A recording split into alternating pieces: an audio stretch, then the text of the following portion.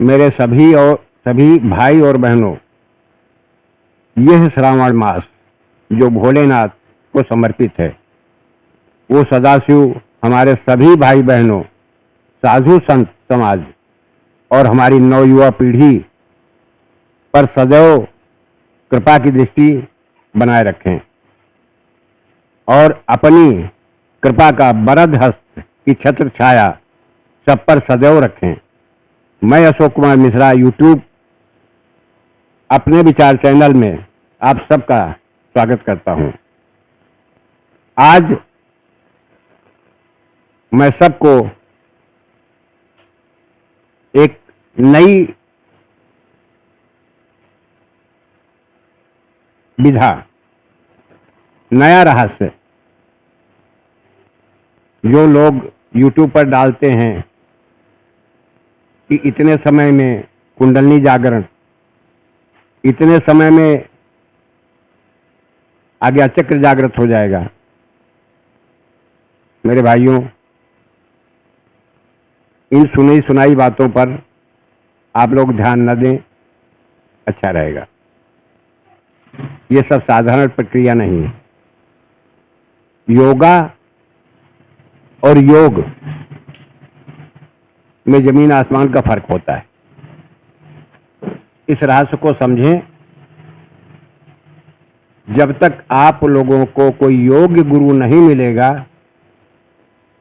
तब तक इस रहस्य को आप लोग नहीं समझ पाओगे। योगा का मतलब क्या होता है? व्यायाम हर प्राणी को सुबह करना चाहिए। शरीर में स्फूर्ति बनी रहती है, आपका शरीर नया ऑक्सीजन लेता है, प्राणवायु, शरीर में चेतना बढ़ जाती है। ये तो योगा हुआ। अब योग क्या है, इसको आप समझ लीजिए। योग साधना ये बहुत जटिल प्रक्रिया है। बिना योग्य गुरु के इसे कदापि ना करें, सुनी सुनाई हुई बातों में ना पड़ें। इससे अच्छा यही है कि आप लोग अपना समय व्यर्थ न बिताकर अपनी शिक्षा की ओर ध्यान दें, अपने कर्म पर ध्यान दें, समाज में अपने स्तर को ऊंचा उठाने के लिए वो प्रयास करें और ऐसे उच्चतम शिखर पर अपने को स्थापित करो कि जिससे आप भी समाज के लोगों की मदद कर सको, आपके पीछे समाज चले। ये कलयुग है। यहां नहीं मालूम कितने लोग उल्टी सीधी बातें बना करके, बता करके गुमराह कर देते हैं। हमारी नवयुवा पीढ़ी इसी में गुमराह है। कितने तंत्र मंत्र के लोग वीडियो डालते हैं। अगर किसी से पूछा जाए कि इतने तंत्र और मंत्रों में इतने जो कुंडली जागरण के विधाएं बता देते हैं कि इतने दिन के अंदर, 6 दिन के अंदर, 3 दिन के अंदर ऐसा कर देंगे, क्या संभव है? उन योगियों से पूछिए जो योगा अभ्यास करते करते 12-12 साल गुजर जाते हैं, कुंडली जागरण नहीं होती। और मैं आपको एक चेतावनी दे रहा हूं। मैं धीरे धीरे करके 3 भागों में मैं इसकी सारी विधा बताऊंगा, आप लोगों को प्रकट करूंगा। क्योंकि मैंने जितना किया है, मैं अपने निजी अनुभव को शेयर करूंगा आपसे।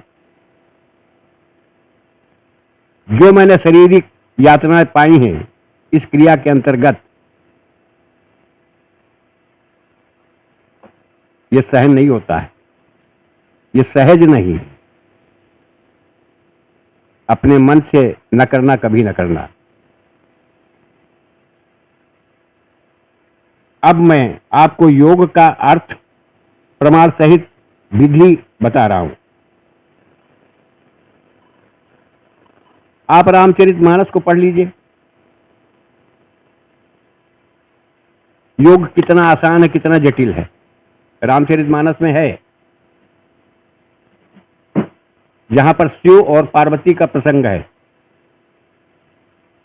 राजा दक्ष की यज्ञ का विधान जहां पर दिया गया है, इतिहास जहां पर है, आप उसको समझिए। रामचरितमानस में शिव और सती जी के संबंध में है। मां भगवती अपने पिता दक्ष के यज्ञ में बिना निमंत्रण के चली गईं। वहां शिव जी का भाग न देखकर अपमानित महसूस किया अपने को, और अपना अपमान समझ करके इतना क्रोध पैदा हुआ। अब देखिए, उस क्रोध, यहां पर योग की बात है, यह है योग। इतना क्रोध पैदा किया कि अपने योग के द्वारा अग्नि को प्रकट किया और शरीर को तिरोहित कर दिया, भस्म कर लिया। प्रमाण के लिए,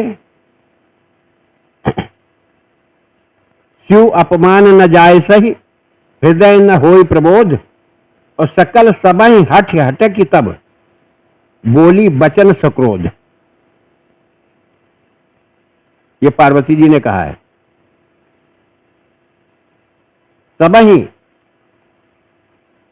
जितने भी आचार्य, योगाचार्य, जितने यज्ञ के कर्मकांड में संलिप्त विद्वान जन बैठे थे, सबको डांट करके, और उसके बाद क्या हुआ, तजिहो तुरत देह तेहि हेतु, उर्धर चंद्र मौल ब्रख केतु। सबसे कह दिया,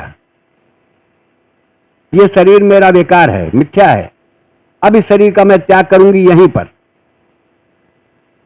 अपने शिव जी को हृदय में धारण करके मैं अपने शरीर का परित्याग करूंगी। अस कही योग अगिन तनुजारा, भयउ सकल मख हाहाकारा। इतना कहने के बाद अपने योग के द्वारा अग्नि को प्रकट किया और शरीर को भस्मीभूत कर लिया। हमारे सिर्फ कहने का मतलब यह है कि लोग डाल देते हैं, पूरा विधान नहीं देते हैं। कोई नहीं जानता ही नहीं। पहली चीज,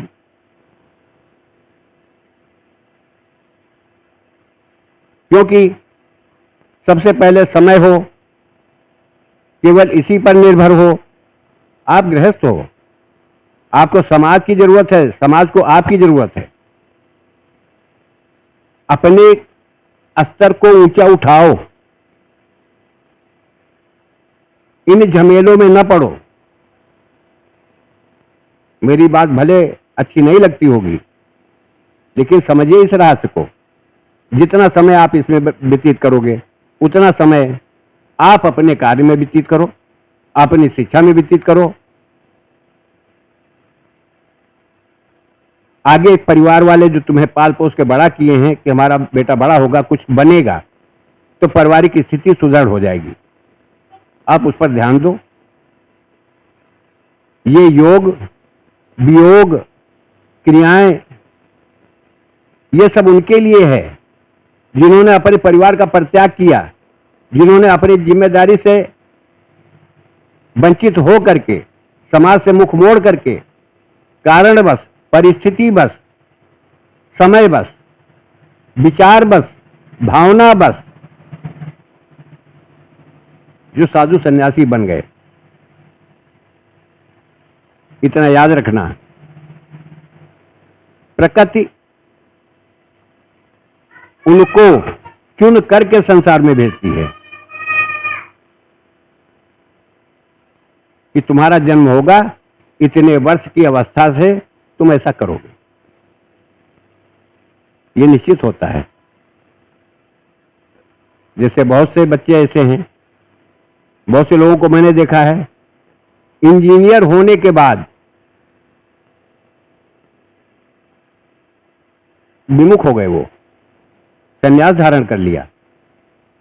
अपने माँ बाप के ऐसे भी प्रमाण आपके सामने आते होंगे, देखा होगा। अपने माँ बाप के अकेले माँ बाप चाहते हैं कि हमारी संतत हो करके हमारी पीढ़ी चले, हमारी भी चौखट पर कोई चिराग जलाने वाला हो, लेकिन नहीं, त्याग दिया उन्होंने। ये प्रकृति का नियम है, ये प्रकृति जिसको चुनेगी उसके द्वारा ये कार्य होंगे। ये कलयुग है मेरे बंधु, मेरे भाई और बहनों। इस समाज में जीने के लिए पैसा चाहिए, इज्जत चाहिए, और इज्जत को भी बरकरार रखने के लिए धन चाहिए।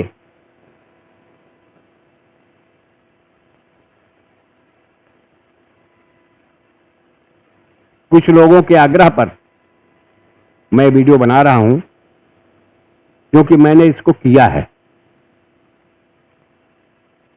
और करने के बाद उन स्थितियों से मैं गुजर गया हूं। मुझे बहरा भी रहना पड़ा, कान से सुनाई पड़ना बंद हो गया था,